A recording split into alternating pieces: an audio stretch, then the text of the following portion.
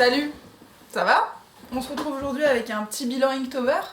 Puis en même temps, je pense que vous pouvez en profiter pour calibrer les couleurs de votre écran parce que j'ai bien conscience qu'avec le jaune derrière, le rouge de ma veste, les Inktober, etc., on est un peu dans le flashy là.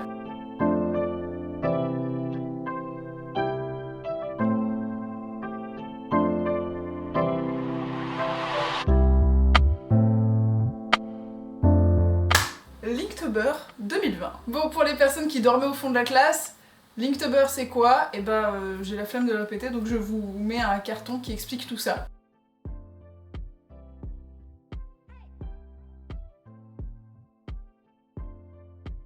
Donc cette année, j'ai pris une liste déjà toute faite, pas comme l'année dernière. Enfin, l'année dernière, j'avais pris une liste toute faite, puis je l'ai entièrement changée, donc en fait, c'est moi qui ai fait ma propre liste. J'avais fait sur des mythologies de pays différents, où je m'étais intéressée à plein de mythologies différentes qui m'avaient amené à m'intéresser à plein de costumes traditionnels différents. D'ailleurs, ça a été la meilleure chose que j'ai eu à faire parce que à chaque année, Linktober, les découvertes que je fais sur Linktober, le travail que je fais sur Linktober perfuse quasiment toute l'année suivante parce que je découvre des nouvelles techniques, je découvre des nouvelles cultures et des choses comme ça. Là, en l'occurrence, ce que m'a apporté Linktober de l'année dernière est énorme par rapport au temps que j'y ai investi. Ça m'a permis de vachement m'enrichir en fait sur mon univers créatif, etc. Notamment par l'apport de toutes ces cultures, de tous ces univers graphiques très différents et de toute la doc que j'ai compilée et la technique que j'ai utilisée. Donc vraiment, quelle bonne idée j'ai eu de faire Linktober l'année dernière sur ce thème. Et donc cette année, ce que je disais, c'est que j'ai pris une liste toute faite et c'est la liste de Tarmaz, qui a un point non négligeable dans sa liste, au-delà du fait qu'elle a été très cool, c'est qu'il y avait des pauses. Voilà, genre les week-ends étaient mis comme off, et donc on ne dessinait pas d'Inktober sur ça. Alors, je le sais par avance, les ayatollahs de Linktober vont certainement le dire comme ils le disent à chaque fois. Hein, c'est pas le défi de Linktober, et puis Linktober c'est en noir et blanc, et puis Linktober c'est sans crayonner et tout. Écoutez, merde. On fait ce qu'on veut, merde. Donc c'est cette liste qui m'a servi de support pendant tout le mois d'octobre et qui m'a permis de réaliser ceci. Donc j'ai réalisé cet Inktober à base de 4 encres, un rose rouille, un bleu, un jaune et un violet. Voilà, c'est ces 4 encres là qui m'ont permis de faire les Inktober que vous voyez au-dessus de moi. L'autre chose que je voulais bosser sur cet Inktober, c'était les ambiances et les lumières. En fait, je voulais basculer sur ce médium là, mes connaissances des lumières, voilà, qui ne sont pas non plus hyper poussées, et justement les pousser un peu pour voir comment j'arrive à gérer ce médium avec mes envies. Cette année encore, j'ai bossé mes croquis avant sur iPad pour trouver l'idée, mais aussi pour savoir comment poser les lumières. Je fais toujours un pré-rough à l'arrache en fait sur iPad pour pouvoir après le basculer à l'encre. Ça me permettait de réfléchir et de bosser les compos, etc. En amont. Donc voilà par exemple ce que ça peut donner côte à côte. Vous avez le premier placement de lumière à droite et ce que ça donne à l'arrivée. Bien évidemment, on n'est pas exactement pareil, bien sûr. Ce qui m'intéressait, c'était d'utiliser les capacités de l'encre et du papier pour faire fuser l'encre et donner cette aura de lumière, par exemple. Donc là, c'est ce qu'on voit un peu ici, en fait. Quand tu charges le papier d'eau et que tu appliques par goutte l'encre, et elle fuse l'une vers l'autre, ce qui permet de donner ça. Donc c'était ce dessin le premier, et souvent en fait le premier dessin c'est le plus dur à faire quand tu veux faire une série homogène de Linktober parce que tu sais pas vers quoi tu veux aller, est-ce que tu veux faire des teintes très sombres, est-ce que tu veux faire que des portraits, mais après bon forcément les mots s'adaptent pas toujours à ce que tu as envie de faire, etc. Et encore ça va, celui-là je l'ai trouvé assez rapidement, mais il y en a certains où j'ai galéré comme pas possible. On m'a d'ailleurs aussi souvent demandé au fur et à mesure que je réalisais cette illustration si il y avait des moments où j'avais foiré des illustrations et pourquoi, etc. et tout, et de les montrer. Et ça a été le cas. Par exemple, sur le mot explosion, ma première idée a été de faire une explosion sous cloche, et j'aimais beaucoup le croquis que j'en ai fait. Et donc je l'ai basculé, en encre. Et attention, hein, quand je dis foiré, je n'émets pas de jugement de valeur si c'est beau ou si c'est moche en fait, parce qu'en plus au final j'ai réalisé une illustration qui me plaît. Mais c'est juste, c'était pas le propos, c'était pas ça que je voulais que ça fasse. Donc au final, premier dessin que je fais ceci. Et bah il est mignon, mais on a connu plus explosif. En fait là, c'est plus un petit pétard, on va dire, ou une sorte de pépite en fait sous cloche plutôt qu'une explosion. Je l'ai recommencé pour le basculer en ceci, qui ressemble bien plus à une explosion et qui me convient bien plus dans ce que j'avais envie d'en faire. Mais je suis très contente de ce que j'ai réussi à faire là-dessus. Le reflet de la lumière sur le bocal et sur l'embase, sur le socle, je trouve que c'est très intéressant. Pour moi, hein, d'ordre technique. En fait, je l'aime bien, il est vraiment cool, mais c'était pas ce que je voulais en dire. Par moments, en fait, t'as des fulgurances sur des mots de la liste où tu sais très bien ce que tu vas pouvoir dessiner sans aucun problème. Là, d'un coup, comme ça, c'est comme si tu étais touché par la grâce, tu dis ok, d'accord, je vais dessiner ça, et t'arrives à le dessiner, et c'est bien. Par exemple, c'est ce qui m'est arrivé par exemple sur Matin ou sur Gardienne. J'ai eu aucun problème à imaginer ce que j'allais faire. Et il y a des moments, souvent, il y a des mots où tu te dis mais qu'est-ce que je vais bien pouvoir dessiner qui soit en plus corrélé avec l'harmonie de la série. Moi, le mot qui m'a donné le plus de fil à retordre, c'était ananas. Le mot ananas, il est là, et tu te dis mais c'est pas possible. Au final, j'ai dessiné ce dessin-là, dont je suis très contente. J'aime beaucoup ce dessin ananas. Globalement, il y a des moments, il y a des illustrations qui dénotent un peu de la série, mais c'est pas grave. C'est pas grave.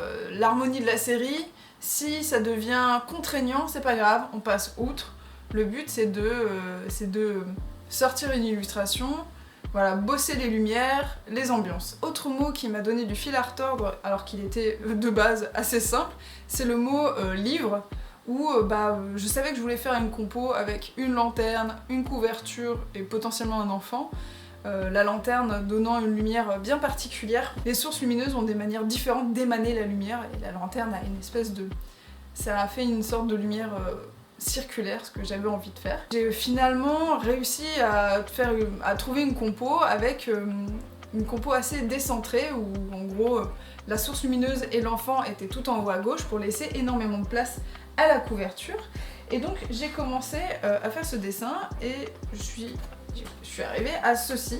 Comme vous pouvez voir, c'est un dessin qui n'est pas terminé parce que j'ai foiré la source lumineuse juste ici. Mon foirage a été que j'ai circonscrit la lumière en lui faisant un cerné, donc c'est une ligne noire autour. Ça veut dire qu'elle prenait toute la captation. Ça veut dire que même le personnage là était vampirisé par ce point là. Et ça c'était mort, hein. Enfin une fois que tu l'as fait et que tu te rends compte que c'est de la merde, et tu peux pas revenir en arrière. J'ai foiré le point de lumière, c'est pas grave, on recommence du début. C'est arrivé à ceci, et là je trouve qu'en l'occurrence voilà, on voit bien que la lumière fait office de lumière et non de captation, c'est pas le sujet en fait la lumière. Et j'ai pu basculer ce que j'ai de mes recherches, le modeler de la couverture. Donc au final ça a été un mal pour un bien, hein, de devoir le recommencer. Après dans le même sujet, même si je respectais un thème à chaque fois, en vrai le thème de ma série, moi c'était les ambiances et les lumières.